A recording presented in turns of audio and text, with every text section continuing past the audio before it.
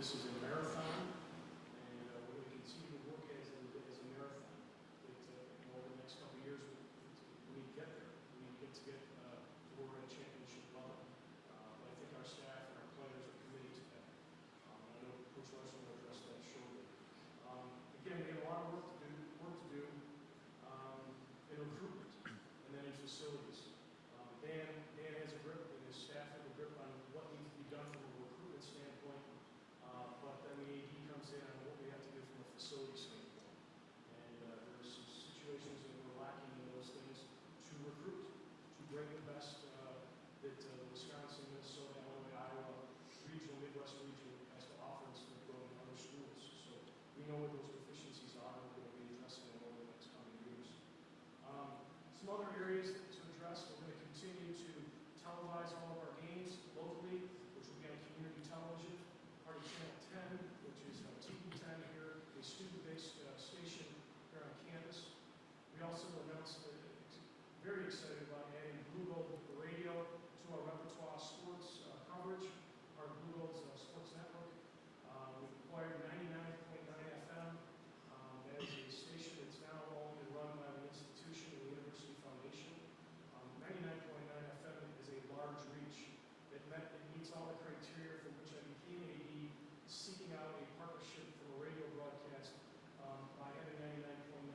That fits the bill. It reaches all the way down all the way to Rice Lake.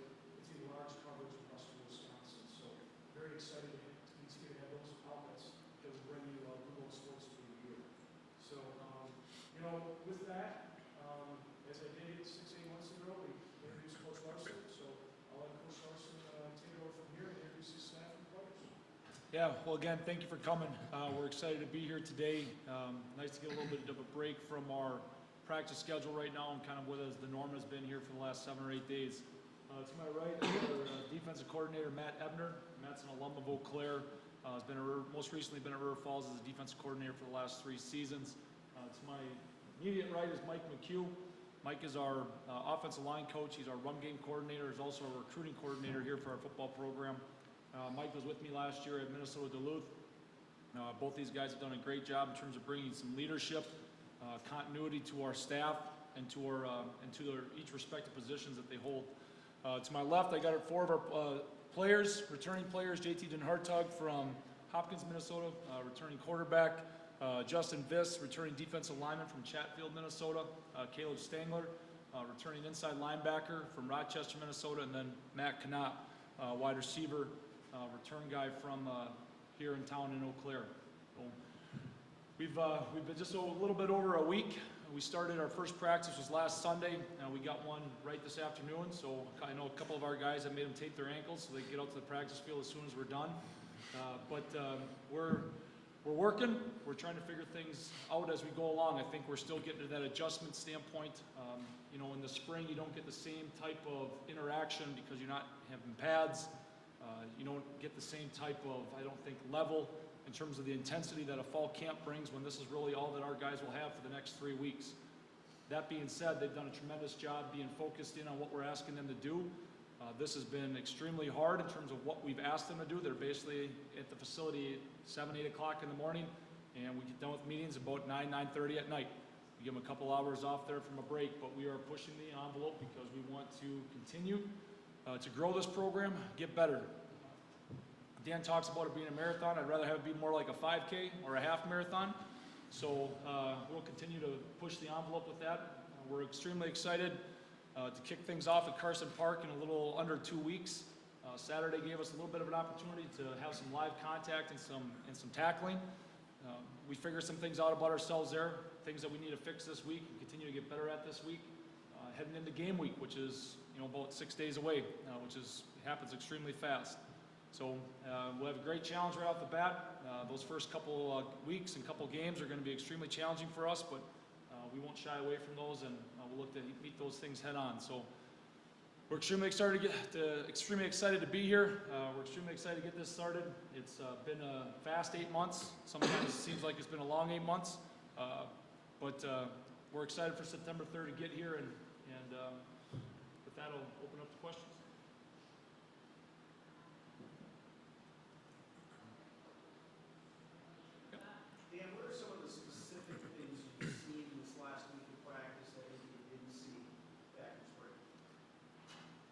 Well, our attention to detail, I think, has been a little bit better from a player standpoint. You know, in the spring, they were still trying to figure some things out.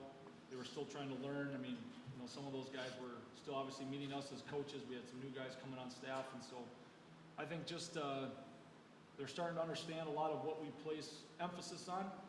They're starting to understand those little things and areas of football that we put a lot of special interest in. And I think their attention to detail within those areas has been pretty good.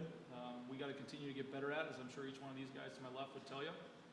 But it's been a good interaction, and I think our guys have continued to get better and have continued to be a little bit more focused in on what we have to do. I think just because of how close the season is to getting started here around the corner.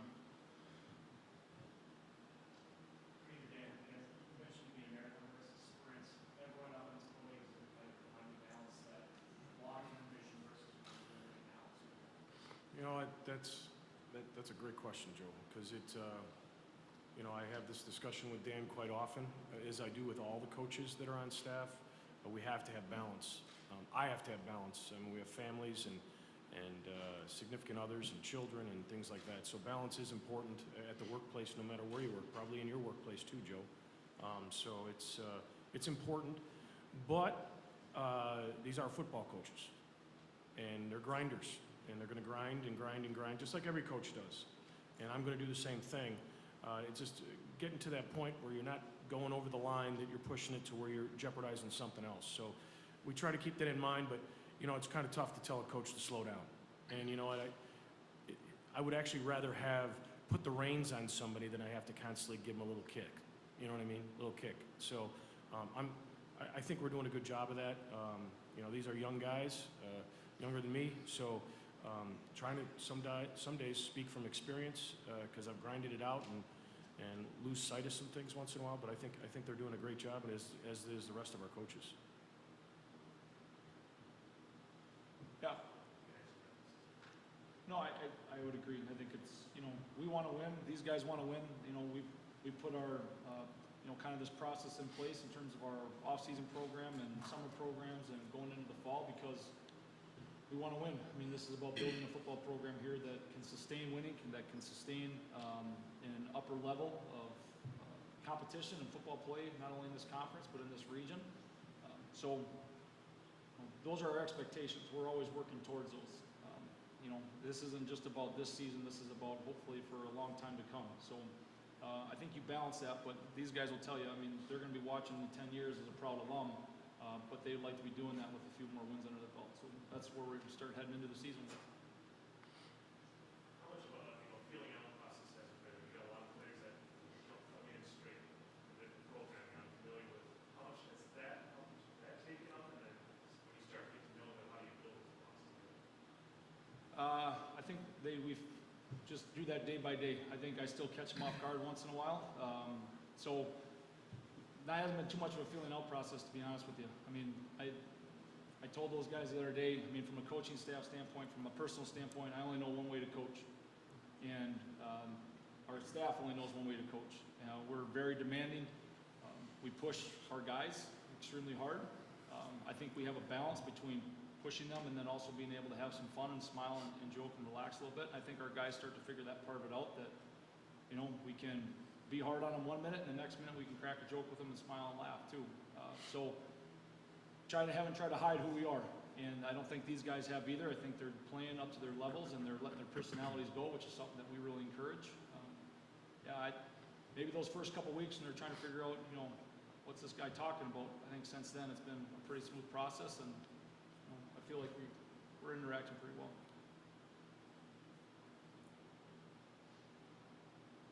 This is Ray Jakes here, and Max, I know a big thing for Dan Schmuck was having a head coach who could call plays.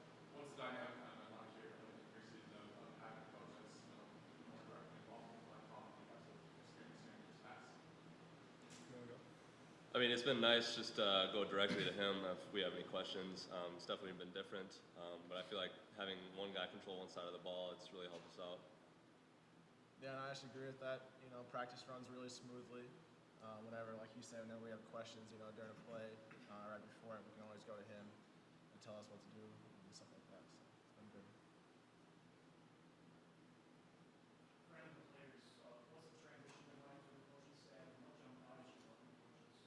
I think one of the biggest things is kind of like Coach touched on is just our attention to detail.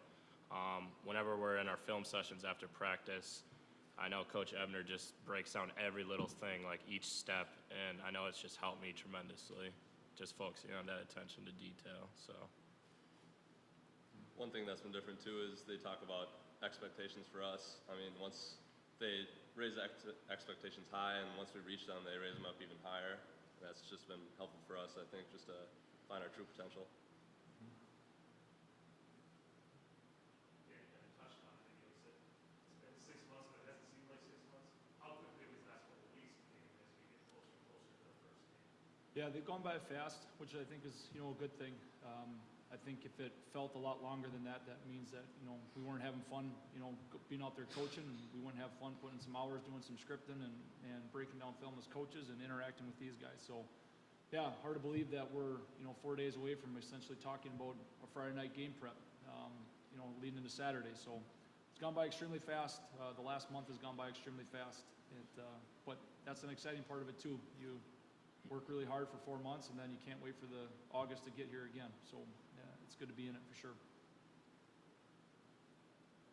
I'll just try and get players as well. I know they focus of spring ball is kind of getting back to the basics and going back to on that side of football. What did that do looking back, on the ball camp? How you guys can pick that up between the fall? I think it helped a lot. Just with all the little things, if you look back from last year, we did a lot of little things, maybe not the greatest. And really going back and getting all those little things down can really help in the big picture. So I think that it's really helped us improve quite a bit. Yeah, I think also in practice we just have the repetition of just the drills, kind of looking at the bigger picture, but then breaking it down. Whether we're blitzing, we'll work on like a blitz section or run gaps, or just doing our run reads, and it kind of gets like, oh my goodness, we're going to do this again, but it just gets installed in your head. So once it goes live, you don't even think about it anymore. You can just flow quickly.